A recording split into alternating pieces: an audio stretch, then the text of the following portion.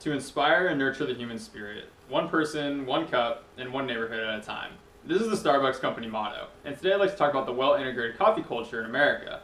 I'm going to use Starbucks as a foundation point, as over the last 40 years they've grown exponentially from 21,000 stores in 65 countries, and have really hallmarked what the coffee experience truly began as in Seattle, Washington, and expanded globally into today. Also, being the store manager of a high-volume Starbucks has given me a very valuable insight into this culture and the various roles it now involuntarily plays in our lives. There are three things I find this culture to particularly highlight, which begins with a chronology of its introduction in the country, moving to what the modern expression of coffee is now, and lastly, how coffee is used as a medium of social connection. Starting out, coffee first began to filter into America with 17th century settlers moving into new colonies and implementing the process of creating a coffee bean powder through the use of a mortar and pedestal, and heating it over water, thus creating the early stages of brewed coffee we know of today.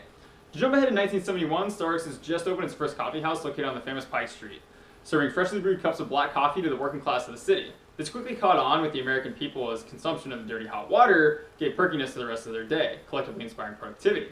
The effect that then ensued was the multitude of different coffee houses that began to pop up all over the region, joining in a driving force of blue-collar workers everywhere. A decade later, Starbucks had a new CEO, Howard Schultz, who in 1983 traveled to Italy to take part in a coffee roasting conference.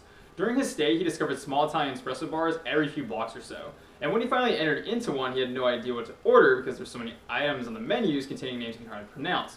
So he played off of the customer in front of him, and he ordered a macchiato. And upon his first sip, he instantly fell in love with the beautiful aroma and creamy textures of the drink. With this experience, he knew he would have to bring the wonder of espresso back home to share into a new vision that Starbucks would soon unknowingly undertake. With the introduction of espresso-based drinks in Seattle now, the romance of coffee was undoubtedly created, and the rest of the country would soon follow suit, with coffee shops now taking form and creating the third place after work and home. Nearing the end of the century, however, Starbucks would have to lead a new charge with the rest of the coffee industry and react to the very phenomenon that it created, an established coffee culture. Moving now into what the modern expression of coffee looks like in America today, coffee has become something we didn't know we need until we actually had it. Similar to what Steve Jobs did with Apple, Howard Schultz and Starbucks unintentionally created the trend of coffee as yet another status symbol in our endlessly expanding social environment, which moves away from the romance it once held with true coffee connoisseurs long ago. Different brands of coffee act like sports teams. Everyone has their favorite that they choose to represent, and once they receive that logoed cup in their hand, they parade to the next part of their day with it, arguing whether people love the drink itself or simply the appearance it gives them now. On the other hand, it falls into a categorized necessity that some people cannot complete their day without. Having their quad espresso Americano or rotating seasonal favorites is a way to be content, if for a moment, on the way to their next stop. Although this isn't the last say in what coffee has truly become today. Lastly, I observe from the viewpoint of coffee as a connection. As I touched on earlier, coffee shops have comfortably landed as a third place in the market today, with the first being home and the second being work. Each local coffee place brings with it a very special communal power, being that third place in between the two.